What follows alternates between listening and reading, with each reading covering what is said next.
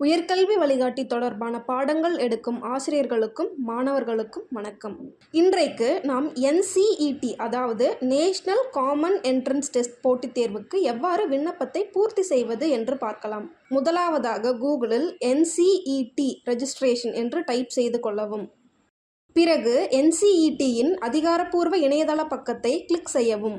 பிறகு click here to register or login என்ற பட்டனை கிளிக் செய்யவும். பிறகு நியூ கேண்டிடேட் ரெஜிஸ்டர் ஹியர் என்ற பட்டனை கிளிக் செய்யவும். வழிகாட்டி நெறிமுறைகள் அனைத்தையும் சரியாக படித்துவிட்டு கீழே கொடுக்கப்பட்டுள்ள செக் பாக்ஸில் டிக் செய்துவிட்டு கிளிக் ஹியர் டு ப்ரொசீட் என்ற பட்டனை கிளிக் செய்யவும். அடுத்தபடியாக ப்ளீஸ் செலக்ட் என்ற இடத்தில் பல்வேறு ஆப்ஷன்ஸ் கொடுக்கப்பட்டிருக்கும். அதில் ஆதார் தொடர்பான முதல் ஆப்ஷனை மாணவர்கள் தேர்வு செய்ய வேண்டும்.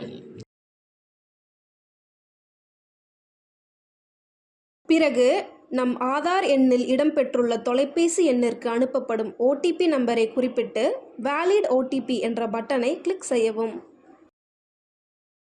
முதலாவதாக பர்சனல் டீடைல்ஸ். கேண்டிடேட் நேம் என்ற இடத்தில் மாணவர்கள் 10ஆம் வகுப்பு மதிப்பெண் சான்றிதழில் உள்ளவாறு தங்களது பெயரை குறிப்பிட வேண்டும்.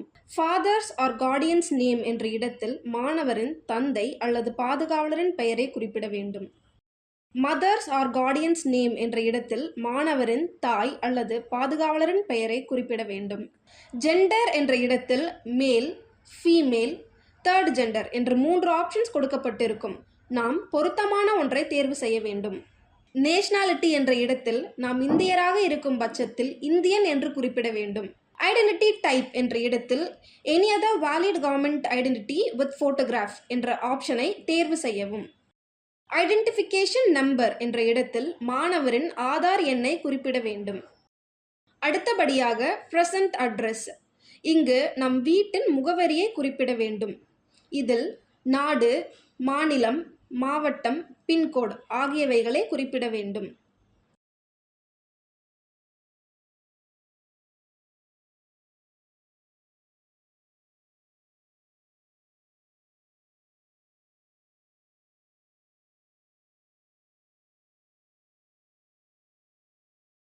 இமெயில் அட்ரஸ் என்ற இடத்தில் மாணவரின் மின்னஞ்சல் முகவரியை குறிப்பிட வேண்டும். கன்ஃபர்ம் இமெயில் அட்ரஸ் என்ற இடத்தில் மாணவரின் மின்னஞ்சல் முகவரியை மீண்டும் ஒரு முறை குறிப்பிட வேண்டும். மொபைல் நம்பர் என்ற இடத்தில் தற்போது பயன்பாட்டில் இருக்கக்கூடிய மாணவரின் தொலைபேசி எண்ணை குறிப்பிட வேண்டும். கன்ஃபர்ம் மொபைல் நம்பர் என்ற இடத்தில் மீண்டும் ஒரு முறை மாணவரின் தொலைபேசி எண்ணை குறிப்பிட வேண்டும். அடுத்தபடியாக பெர்மனன்ட் அட்ரஸ். இங்கு நம்முடைய நிரந்தர முகவரியும் நாம் தற்போது வசிக்கக்கூடிய முகவரியும் ஒன்றாக இருக்கும் பட்சத்தில் சேம் ஆஸ் பிரசன்ட் அட்ரஸ் என்ற பட்டனை கிளிக் செய்து கேப்சாவையும் குறிப்பிட்டு கீழே கொடுக்கப்பட்டுள்ள செக் பாக்ஸில் கிளிக் செய்யவும். பிறகு சூஸ் பாஸ்வேர்டு. பாஸ்வேர்டு என்ற இடத்தில் நாம் ஒரு பாஸ்வேர்டை உருவாக்கி கொள்ள வேண்டும்.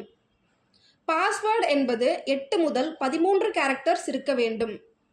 ஒரு லோவர் கேஸ், ஒரு அப்பர் கேஸ், ஒரு ஸ்பெஷல் கேரக்டர் மற்றும் ஒரு நியூமரிக்கல் வேல்யூவை கொண்டதாக இருக்க வேண்டும். கன்ஃபர்ம் பாஸ்வேர்டு என்ற இடத்தில் மீண்டும் ஒரு முறை நாம் உருவாக்கிய பாஸ்வேர்டை குறிப்பிட வேண்டும். செக்யூரிட்டி கொஸ்டின் என்ற இடத்தில் பல்வேறு ஆப்ஷன்ஸ் கொடுக்கப்பட்டிருக்கும். இதில் நமக்கு விருப்பமான ஒரு கேள்வியை தேர்வு செய்து கொள்ள வேண்டும். செக்யூரிட்டி ஆன்சர் என்ற இடத்தில் நாம் தேர்ந்தெடுத்த கேள்விக்கான சரியான பதிலை அளிக்க வேண்டும். செக்யூரிட்டி கொஸ்டின் மற்றும் செக்யூரிட்டி ஆன்சர் ஆகியவைகளை மாணவர்கள் குறித்து வைத்துக் கொள்வது நல்லது. ஒருவேளை லாகின் செய்வதற்கு ஏதேனும் சிரமம் இருந்தால் அப்பொழுது நமக்கு இவை மிக உதவிகரமாக இருக்கும். பிறகு செக்யூரிட்டி பின்னை குறிப்பிட்டு சப்மிட் என்ற பட்டனை கிளிக் செய்யவும். பிறகு நாம் வழங்கிய தகவல்கள் அனைத்தையும் சரிபார்த்துவிட்டு கீழே கொடுக்கப்பட்டுள்ள அனைத்து செக் பாக்ஸையும் டிக் செய்துவிட்டு சப்மிட் அண்ட் சென்ட் OTP என்ற பட்டனை கிளிக் செய்யவும்.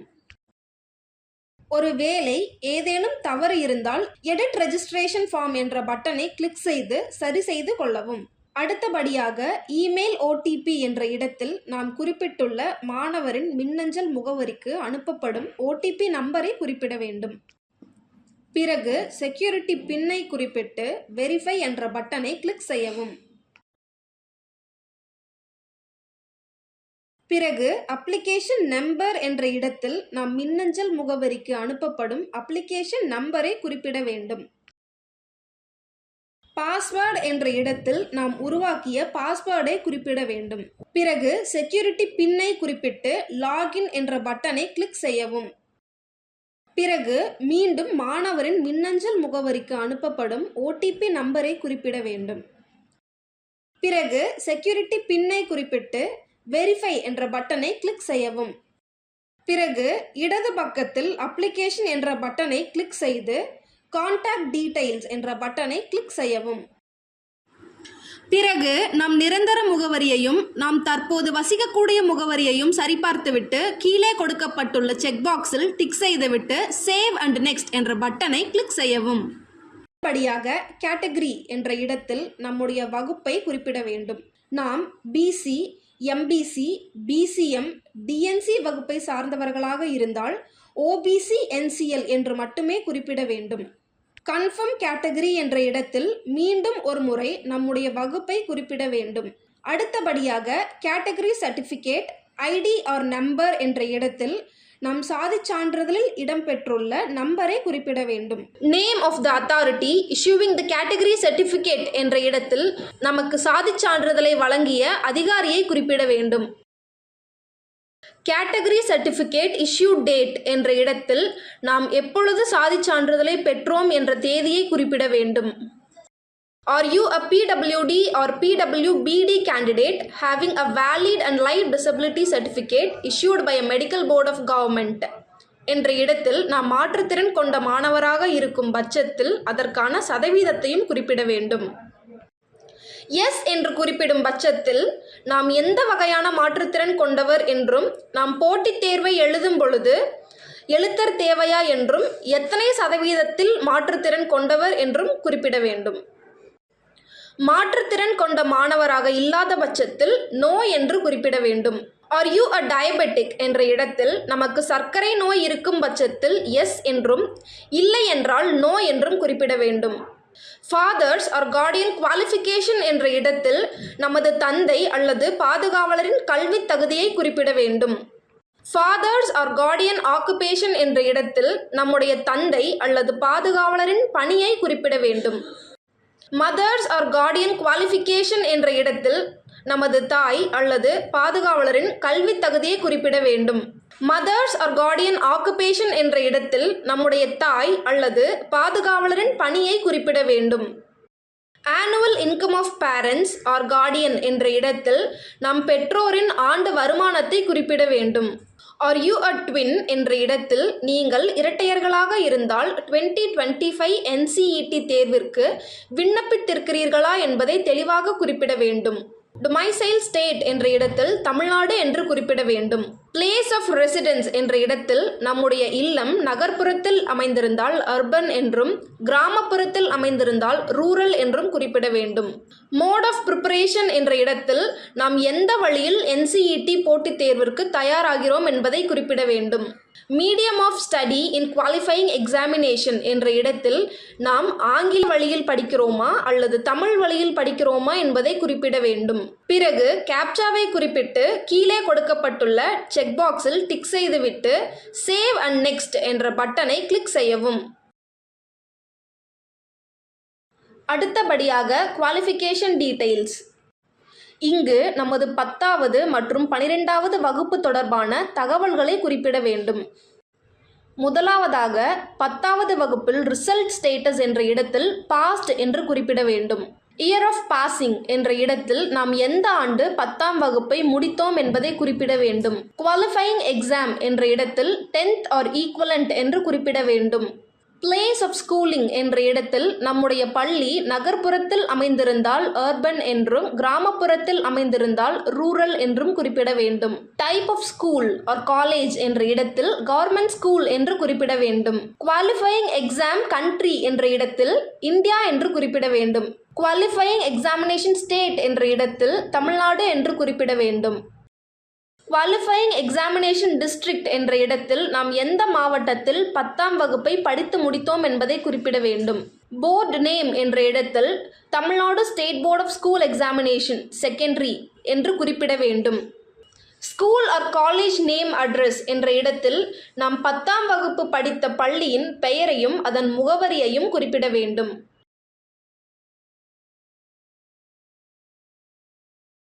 ஸ்கூல் ஆர் காலேஜ் பின்கோட் என்ற இடத்தில் தங்களது பள்ளியின் முகவரியில் உள்ள பின்கோடை குறிப்பிட வேண்டும்.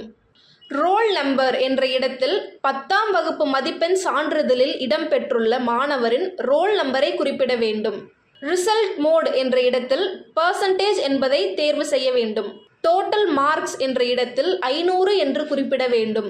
அப்டைன்டு மார்க்ஸ் என்ற இடத்தில் நாம் 10ஆம் வகுப்பில் எவ்வளவு மதிப்பெண் பெற்றோம் என்பதை குறிப்பிட வேண்டும்.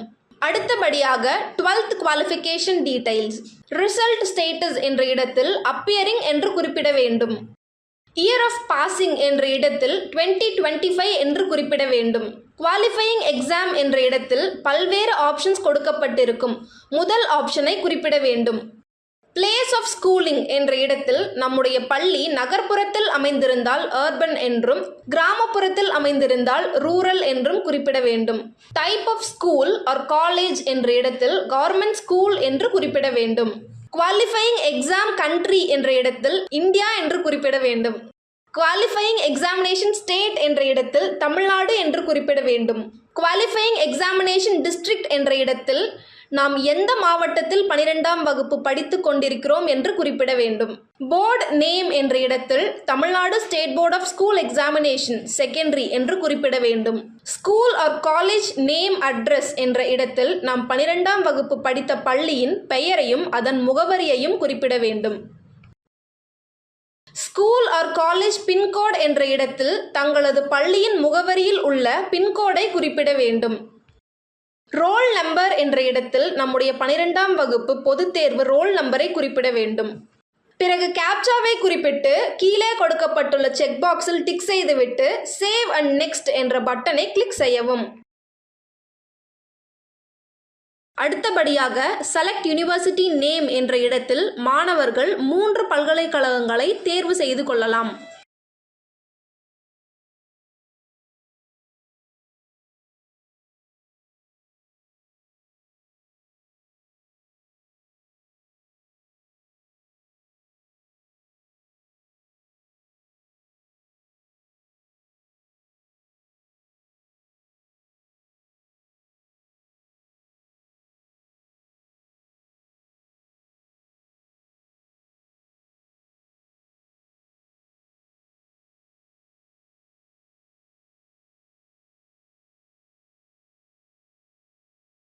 செலக்ட் ப்ரோக்ராம் நேம் என்ற இடத்தில் பல்கலைக்கழகங்களுக்கு ஏற்றவாறு பாடப்பிரிவுகளில் மாற்றம் இருக்கும்.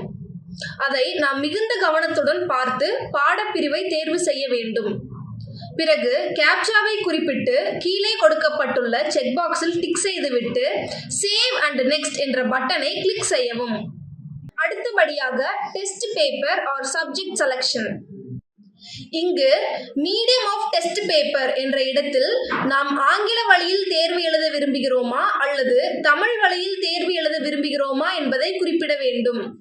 Test paper or mandatory subject 1, subject 2 என்ற இடத்தில் டீச்சிங் ஆப்டிடியூட் மற்றும் ஜெனரல் டெஸ்ட் ஆகியவை ஆட்டோஃபில் ஆகி குறிப்பிட்டிருக்கும். Test paper domain subject 1, domain subject 2, domain subject 3 நாம் பள்ளி படிப்பில் தேர்வு செய்திருக்கக்கூடிய மேஜர் குரூப்ஸ் ஆகிய 3 பாடத்தை தேர்வு செய்ய வேண்டும். உதாரணத்திற்கு நாம் சயின்ஸ் குரூப் எடுத்திருந்தால் பயாலஜி, பிசிக்ஸ், கெமிஸ்ட்ரி அல்லது பிசிக்ஸ், கெமிஸ்ட்ரி, மேத்தமேட்டிக்ஸ் ஆகிய பாடங்களை தேர்வு செய்ய வேண்டும். மேத்தமேட்டிக்ஸ் பாடத்தை தேர்வு செய்தால் நாம் சப்டொமைனை தேர்வு செய்ய வேண்டும். நாம் அப்ளைடு மேத்தமேட்டிக்ஸ் அல்லது மேத்தமேட்டிக்ஸ் ஆகிய பாடங்களில் ஏதேனும் ஒன்றை நாம் விருப்பத்தின் அடிப்படையில் தேர்வு செய்து கொள்ளலாம். லாங்குவேஜ் 1 என்ற இடத்தில் தமிழை தேர்வு செய்து கொள்ளலாம். லாங்குவேஜ் 2 என்ற இடத்தில் இங்கிலீஷ் ஃபார் கம்யூனிகேஷன் ஆட்டோமேட்டிக் என்ற பட்டனை தேர்வு செய்து கொள்ளலாம். பிறகு கேப்சாவை குறிப்பிட்டு கீழே கொடுக்கப்பட்டுள்ள செக் பாக்ஸில் டிக் செய்துவிட்டு சேவ் அண்ட் நெக்ஸ்ட் என்ற பட்டனை கிளிக் செய்யவும். அடுத்தபடியாக எக்ஸாம் சென்டர் அண்ட் டீடைல்ஸ் என்ற இடத்தில் first choice for exam state மற்றும் second choice for exam state ஆகிய இடங்களில் கட்டாயம் தமிழ்நாடு என்பதை குறிப்பிட வேண்டும். எக்ஸாம் சிட்டி 1 and 2 ஆகிய இரு இடங்களிலும் நமக்கு அருகாமையிலும் மற்றும் விருப்பமான இரு இடத்தையும் தேர்வு செய்து கொள்ள வேண்டும். பிறகு கேப்சாவை குறிப்பிட்டு கீழே கொடுக்கப்பட்டுள்ள செக் பாக்ஸில் டிக் செய்துவிட்டு சேவ் அண்ட் நெக்ஸ்ட் என்ற பட்டனை கிளிக் செய்யவும்.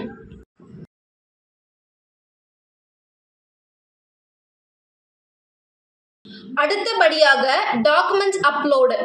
இங்கு நம்முடைய புகைப்படத்தையும் ஸ்கேன் செய்யப்பட்ட கையொப்பத்தையும் கேட்கப்பட்டிருக்கக்கூடிய அளவில் ஜேபெக் ஆர் ஜேபிஜி வடிவத்தில் போட்டோ சிக்னேச்சர் என்ற பெயரில் பதிவேற்றம் செய்ய வேண்டும். பிறகு நாம் வழங்கிய தகவல்கள் அனைத்தையும் சரிபார்த்துவிட்டு please verify your mobile number, click here என்ற பட்டனை கிளிக் செய்யவும். பிறகு நாம் குறிப்பிட்டுள்ள தொலைபேசிக்கு அனுப்பப்படும் ஓடிபி நம்பரை குறிப்பிட்டு கேப்சாவையும் குறிப்பிட்டு வெரிஃபை ஓடிபி என்ற பட்டனை கிளிக் செய்யவும். பிறகு click here to complete your application என்ற பட்டனை கிளிக் செய்யவும். ஃபைனல் சப்மிட் என்ற பட்டனை கிளிக் செய்யவும். பிறகு கொடுக்கப்பட்டுள்ள அனைத்து செக் பாக்ஸையும் டிக் செய்துவிட்டு ஃபைனல் சப்மிட் என்ற பட்டனை கிளிக் செய்யவும். பிறகு பே நவ் என்ற பட்டனை கிளிக் செய்து நாம் போட்டித் தேர்வுக்கு தேவையான கட்டணத்தை செலுத்தலாம். பிறகு கூகுள் பே, ஃபோன்பே, பேடிஎம் என்று சொல்லக்கூடிய யூபிஐ மூலமாக கூட நாம் கட்டணத்தை செலுத்தலாம். தேர்வு எழுதும் மாணவர்கள் அனைவருக்கும் மனமார்ந்த வாழ்த்துக்கள். நன்றி.